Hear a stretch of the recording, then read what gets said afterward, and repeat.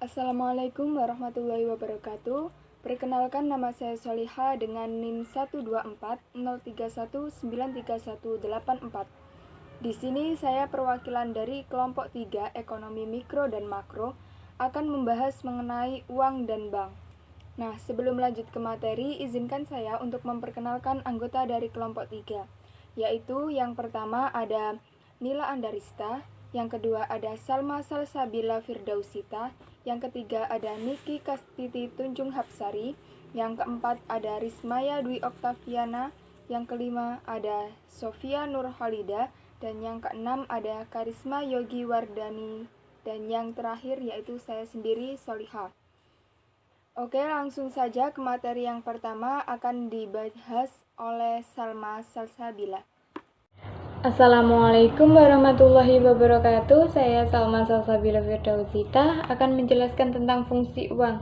Uang dalam ilmu ekonomi didefinisikan sebagai alat tukar yang dapat diterima secara umum. Sedangkan menurut ekonomi Islam, secara etimologi uang berasal dari kata al-naqdu yang memiliki beberapa makna, yaitu al-naqdu berarti yang baik dari dirham, menggenggam dirham, membedakan dirham, dan al-naqdu juga berarti tunai. Pada praktiknya, masyarakat menyetujui penggunaan suatu barang sebagai uang dan benda tersebut harus diterima secara umum. Memiliki nilai yang cenderung stabil, ringan dan mudah dibawa, tahan lama, kualitas cenderung sama, jumlahnya terbatas dan tidak mudah dipalsukan, dan mudah dibagi tanpa mengurangi nilai. Uang dan fungsi uang menurut Al-Ghazali. Al-Ghazali mendefinisikan bahwa uang adalah barang atau benda yang berfungsi sebagai sarana untuk mendapatkan barang-barang lainnya. Uang dapat difungsikan sebagai alat penengah antara kepentingan penjual dan pembeli, yang membantu kelancaran proses pertukaran komoditas dan jasa. Selain itu, diisyaratkan juga bahwa uang sebagai alat simpanan, karena itu dibuat dari jenis harta yang mampu bertahan lama karena kebutuhan yang berkelanjutan sehingga benar-benar bersifat cair dan dapat dengan mudah diuangkan kembali, serta dapat digunakan pada waktu yang dibutuhkan dan cenderung memiliki nilai harga yang stabil. Al-Ghazali menunjukkan bahwa fungsi uang ada dua, yaitu yang pertama uang dinar sebagai perantara atau wasilah, yang kedua uang dinar dan dirham sebagai alat tukar. Baik, langsung ke materi yang selanjutnya yaitu mengenai permintaan uang. Dalam permintaan uang ini ada 3 motif. Yang pertama yaitu motif transaksi atau transaction motif. Nah, motif transaksi adalah dorongan orang memegang untuk kebutuhan transaksi atau pembayaran, baik yang dilakukan rumah tangga konsumen maupun rumah tangga perusahaan. Bagi rumah tangga konsumen, motif transaksi berkaitan dengan pembayaran pemakaian listrik, telepon, dan belanja harian. Sedangkan bagi rumah tangga perusahaan, motif transaksi ini berhubungan dengan pengeluaran upah atau gaji karyawan dan pengeluaran-pengeluaran perusahaan lainnya. Motif transaksi ini dipengaruhi oleh besarnya tingkat pendapatan. Secara matematis, permintaan uang untuk tujuan transaksi dirumuskan sebagai berikut, yaitu MDT sama dengan KY+, di mana MDT (Money Demand for Transaction) merupakan motif memegang uang untuk transaksi dan Y adalah pendapatan yang diterima. Y merupakan tingkat pendapatan yang berhubungan positif dengan permintaan uang untuk transaksi. Semakin tinggi tingkat pendapatan, semakin besar keinginan memegang uang kas untuk transaksi.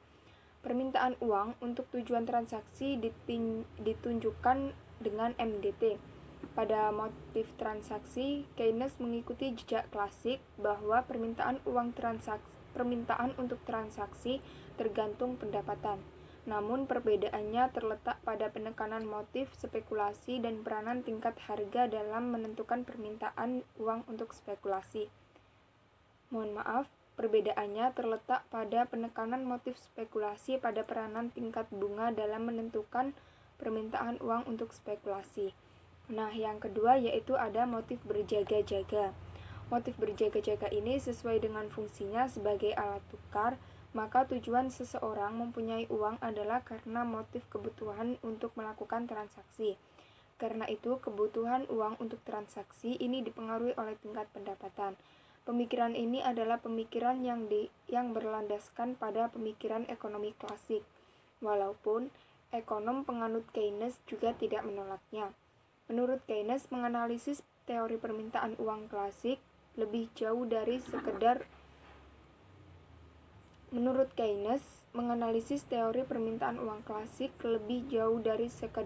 untuk transaksi. Teori permintaan uang tersebut adalah untuk berjaga-jaga terhadap kebutuhan yang tak terduga. Tersedianya uang di tangan untuk jaga-jaga memberikan rasa aman menghadapi rekening yang tidak terduga, misalnya untuk biaya pengorbanan, biaya pengobatan, dan perbaikan secara tiba-tiba. Kemudian menurut Keynes, masyarakat memerlukan uang kas untuk transaksi dan berjaga-jaga karena teori, yaitu yang pertama, transaksi pengeluaran seringkali terjadi lebih dahulu daripada penerimaan pendapatannya. Yang kedua, yaitu ada pengeluaran seringkali tidak dapat diperkirakan sebelumnya. Yang ketiga, ada penerimaan yang diharapkan tidak jadi diterima. Dan yang terakhir, pengeluaran yang terjadi sangat penting dan menguntungkan untuk dilakukan lebih dahulu. Yang terakhir, yaitu ada motif untuk spekulasi. Nah, pemikiran klasik ini murni merupakan ide dari Keynes. Tujuan seseorang memegang uang untuk spekulasi ini sesuai dengan fungsi uang sebagai alat penyimpan nilai dan kekayaan. Dalam hal ini, uang dianggap sebagai aset. Permintaan menurut untuk motif spekulasi ini terjadi karena adanya faktor ketidakpastian dan ekspektasi yang mempengaruhi seseorang dalam memegang uang. Dalam menentukan kebutuhan uang untuk motif spekulasi ini, seseorang dipengaruhi oleh ekspektasi penghasilan di masa depan dari berbagai bentuk aset yang dimungkinkan untuk dimilikinya.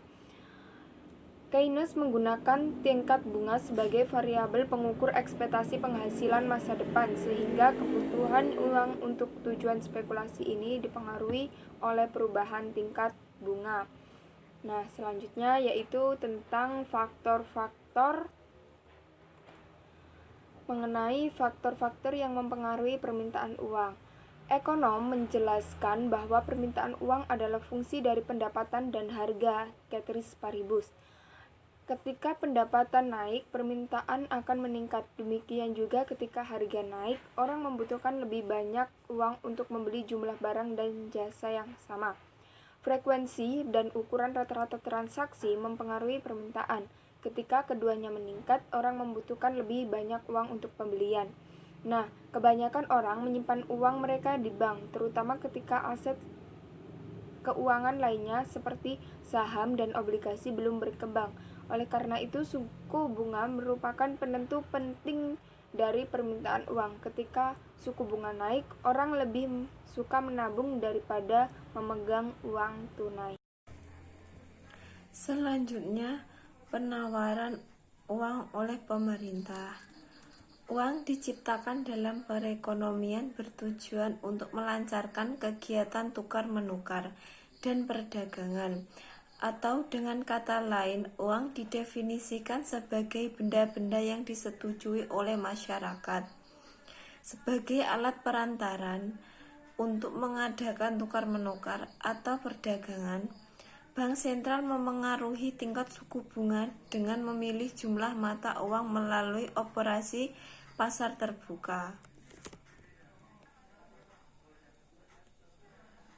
Keseimbangan di pasar uang tersebut dapat dikatakan sebagai hubungan antara tingkat bunga real atau R dan output real atau Y. Keynes mengasumsikan bahwa seseorang akan mengalokasikan kekayaan finansial mereka antara dua, yaitu uang aset atau M dan obligasi atau B, pada tingkat tertentu, di mana tingkat bunga equilibrium terjadi pada saat MD sama dengan MS, ditentukan oleh faktor-faktor yang mempengaruhi jumlah uang beredar dan permintaan. Dalam kasus uang beredar, faktor utama yang mempengaruhi jumlah uang beredar adalah kebijakan oleh bank sentral, sedangkan dalam permintaan uang tergantung pada motif untuk memegang uang, yaitu permintaan untuk transaksi, permintaan untuk spekulasi, dan permintaan untuk berjaga-jaga. Keseimbangan permintaan dan penawaran uang di pasar uang akan terjadi pada tingkat bunga tertentu. Apabila suku bunga berada di atas tingkat keseimbangan, pasokan uang melebihi permintaan. Mekanisme penyesuaian berjalan karena pada tingkat bunga tersebut, masyarakat akan berusaha mengurangi porsi uang dalam portofolio kekayaannya untuk ditukarkan dengan aset yang memberikan bunga.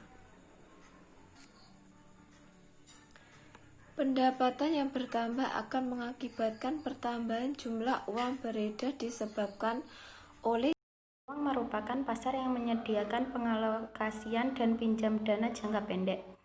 Jangka waktu surat berharga yang diperjualbelikan biasanya 1 tahun. Karena itu pasar uang merupakan likuiditas primer.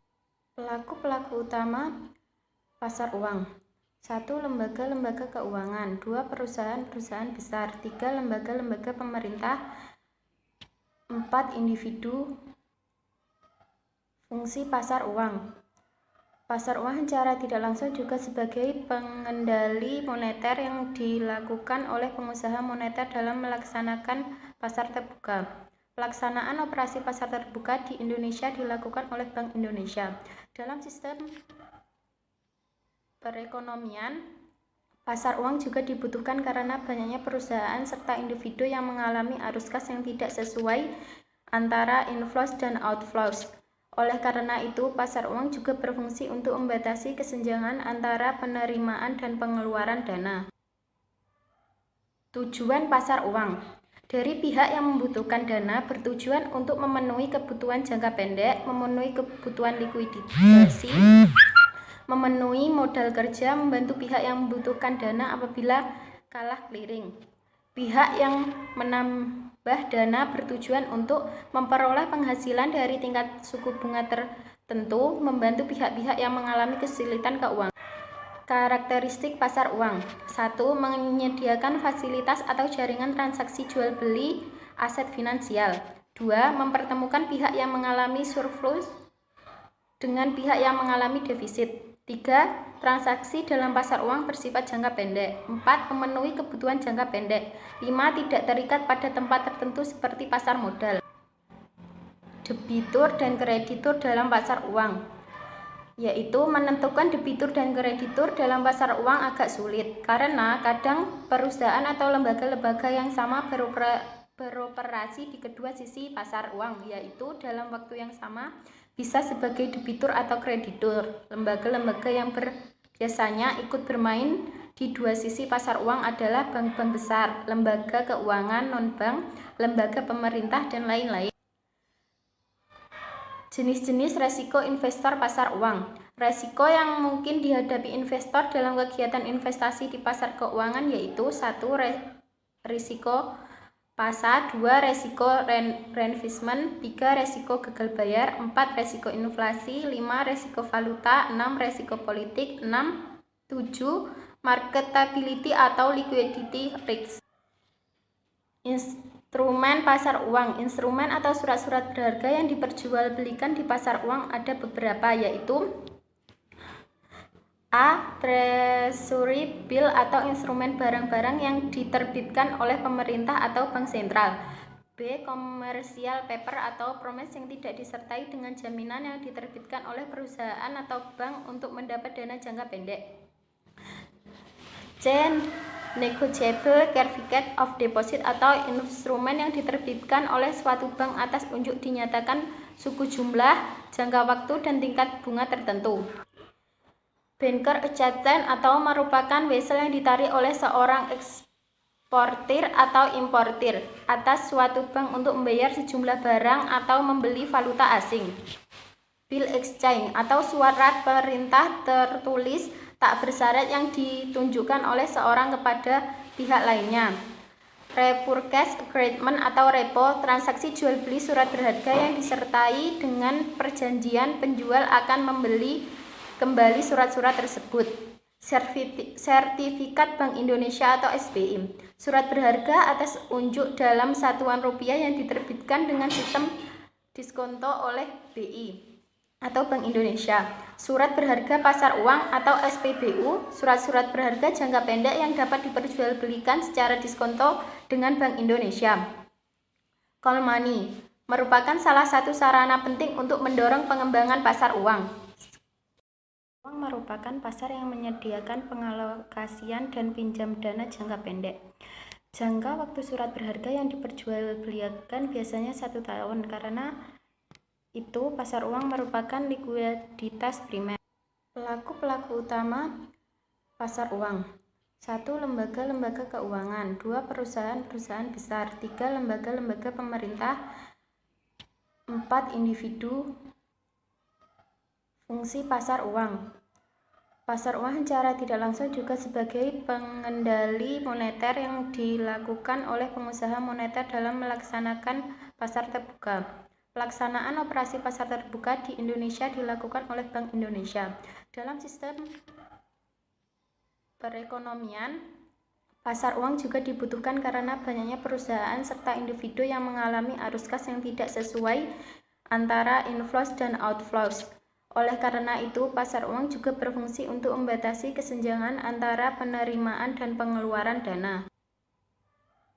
Tujuan pasar uang: dari pihak yang membutuhkan dana bertujuan untuk memenuhi kebutuhan jangka pendek, memenuhi kebutuhan likuidasi, memenuhi modal kerja, membantu pihak yang membutuhkan dana apabila kalah clearing. Pihak yang menambah dana bertujuan untuk memperoleh penghasilan dari tingkat suku bunga tertentu, membantu pihak-pihak yang mengalami kesulitan keuangan. Karakteristik pasar uang: 1. Menyediakan fasilitas atau jaringan transaksi jual beli aset finansial. 2. Mempertemukan pihak yang mengalami surplus dengan pihak yang mengalami defisit. 3. Transaksi dalam pasar uang bersifat jangka pendek. 4. Memenuhi kebutuhan jangka pendek. 5. Tidak terikat pada tempat tertentu seperti pasar modal. Debitur dan kreditur dalam pasar uang, yaitu menentukan debitur dan kreditur dalam pasar uang agak sulit, karena kadang perusahaan atau lembaga-lembaga yang sama beroperasi di kedua sisi pasar uang, yaitu dalam waktu yang sama bisa sebagai debitur atau kreditur. Lembaga-lembaga yang biasanya ikut bermain di dua sisi pasar uang adalah bank-bank besar, lembaga keuangan non-bank, lembaga pemerintah, dan lain-lain. Jenis-jenis resiko investor pasar uang. Resiko yang mungkin dihadapi investor dalam kegiatan investasi di pasar keuangan yaitu 1. Risiko pasar, 2. Resiko reinvestment, 3. Resiko gagal bayar, 4. Resiko inflasi, 5. Resiko valuta, 6. Resiko politik, 7. Marketability atau liquidity risk. Instrumen pasar uang. Instrumen atau surat-surat berharga yang diperjualbelikan di pasar uang ada beberapa, yaitu A. Treasury bill atau instrumen barang-barang yang diterbitkan oleh pemerintah atau bank sentral. B. Commercial paper atau promise yang tidak disertai dengan jaminan yang diterbitkan oleh perusahaan atau bank untuk mendapat dana jangka pendek. C. Negotiable certificate of deposit atau instrumen yang diterbitkan oleh suatu bank atas unjuk dinyatakan suku jumlah, jangka waktu, dan tingkat bunga tertentu. Banker acceptance atau merupakan wesel yang ditarik oleh seorang eksportir atau importir atas suatu bank untuk membayar sejumlah barang atau membeli valuta asing. Bill exchange atau surat perintah tertulis tak bersyarat yang ditunjukkan oleh seorang kepada pihak lainnya.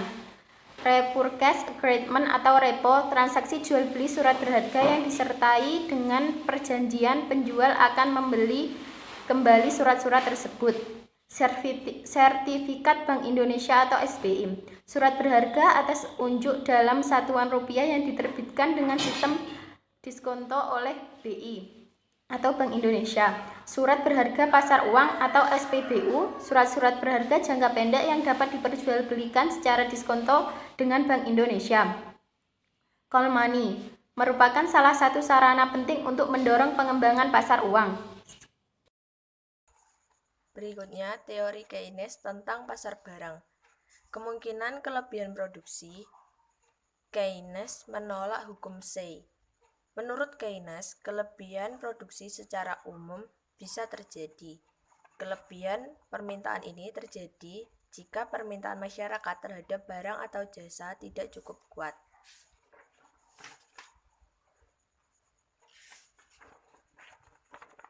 Demand yang ada tidak cukup menyerap supply yang ditawarkan. Pada asasnya, Keynes masih menerima pendapat Say bahwa setiap proses produksi mempunyai akibat ganda, yaitu menghasilkan output dan menghasilkan penghasilan kepada masyarakat sebesar nilai output tersebut. Dengan demikian, pada suatu waktu tertentu daya beli memang tersedia dalam jumlah yang cukup di masyarakat untuk membeli barang atau jasa yang diproduksikan. Tetapi, daya beli yang dimiliki oleh masyarakat tersebut tidak selalu harus sama dengan daya beli yang betul-betul dibelanjakan oleh masyarakat di pasar barang. Dengan kata lain, sebagian dari daya beli tersebut mungkin betul-betul diterjemahkan menjadi permintaan efektif di pasar barang, tetapi sebagian lain dari daya beli tersebut kemungkinan akan ditabung oleh masyarakat. Menabung tidak menambah permintaan efektif di pasar barang. Jadi, jika seluruh penghasilan atau daya beli yang diperoleh masyarakat secara langsung diterjemahkan menjadi permintaan efektif.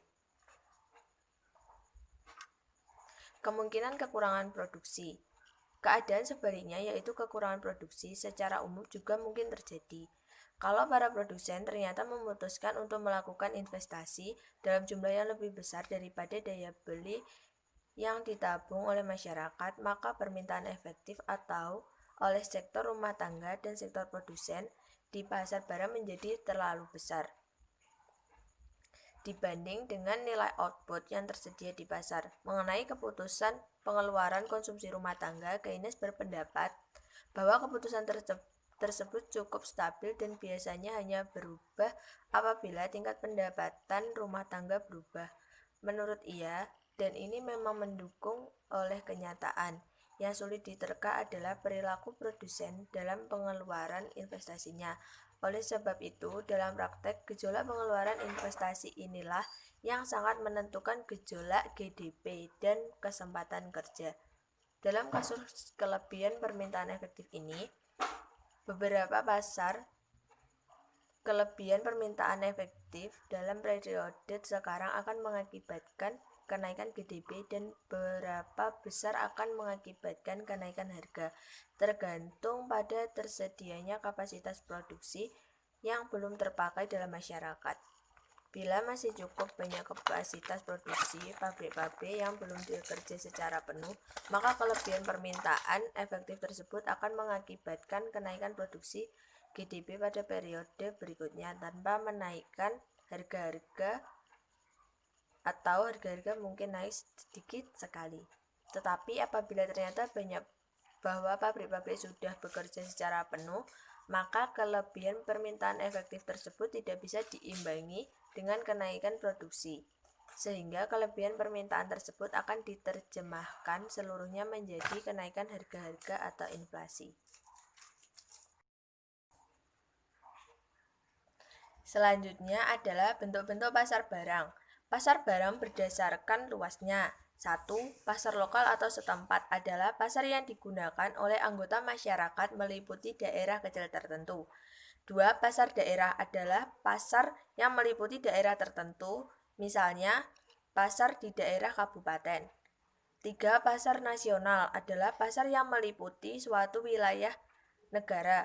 Yang keempat adalah pasar internasional, adalah pasar yang di dalamnya terdapat penjual dan pembelinya itu meliputi seluruh dunia atau seluruh negara di dunia. Berikutnya berdasarkan jenis barang. 1. Pasar barang konsumsi adalah pasar yang di dalamnya memperjualbelikan barang-barang konsumsi. Yang kedua adalah pasar barang produksi, di mana pasar tersebut memperdagangkan faktor produksi. Berikutnya, berdasarkan banyak produsen yang memasuki pasar, mudah tidaknya perusahaan baru memasuki pasar, kekuasaan suatu perusahaan di dalam pasar. Yang pertama, pasar persaingan sempurna, yaitu pasar yang di dalamnya terdapat banyak penjual dan pembeli yang masing-masing pembeli dan penjualnya tidak mempengaruhi harga. Yang kedua, pasar bukan persaingan sempurna, di mana penjual atau perusahaan berperan penting dalam menentukan harga, seperti pasar monopoli, pasar oligopoli, pasar duopoli, dan pasar monopolistik. Pasar barang atau disebut juga pasar komoditas adalah interaksi antara permintaan dan penawaran terhadap barang dan jasa. Ciri-ciri pasar barang ada 4. Pertama, adanya calon penjual dan pembeli di dalam pasar.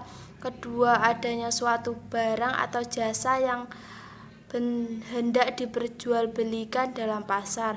Ketiga, adanya sebuah interaksi antara penjual dan pembeli baik secara langsung maupun tidak langsung. Keempat, adanya proses permintaan dan penawaran oleh kedua belah pihak. Macam-macam pasar barang ada pasar barang nyata atau real, contohnya pasar Kebayoran Lama, pasar Senen, pasar malam, itu termasuk jenis pasar barang yang nyata atau real. Pasar barang abstrak. Pasar barang abstrak yaitu sebuah pasar yang menjual produk yang tidak terlihat atau tidak real secara fisik. Contoh jenis pasar ini adalah pasar komoditas yang menjual barang semu seperti pasar karet, pasar tembakau, pasar timah, pasar kopi, dan lain-lain. Fungsi pasar barang. Yang pertama, sebagai tempat atau sarana untuk memperoleh informasi tentang beberapa jenis barang yang diperdagangkan di pasar dunia. Yang kedua, sebagai tempat atau sarana untuk mengadakan transaksi berbagai barang yang berlaku di pasaran dunia. Yang ketiga, sebagai tempat atau sarana untuk mengadakan transaksi berbagai barang yang berlaku di pasaran dunia. Yang keempat, sebagai tempat atau sarana untuk memantau dan mengatur perdagangan barang. Manfaat pasar barang ada 3. Yang pertama, bagi penjual, pasar barang dapat mempermudah pemasaran atau penjualannya. Yang kedua, bagi pembeli, pasar barang dapat mempermudah konsumen dalam mendapatkan barang yang diinginkan dengan kualitas terjamin. Yang ketiga, bagi pemerintah, pembentukan pasar barang bagi pemerintah dapat memberikan tambahan devisa. Dengan devisa akan mempermudahkan pemerintah untuk melakukan berbagai transaksi internasional yang dapat meningkatkan pendapatan nasional. Nah, kita lanjut pada materi keseimbangan LSMM. Nah, sebelumnya ini saya jelaskan tentang keseimbangan umum.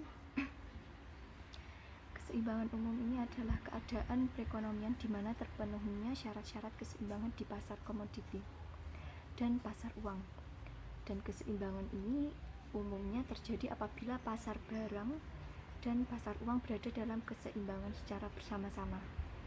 Dan keseimbangan tersebut diperoleh keseimbangan pendapatan nasional dan keseimbangan tingkat bunga.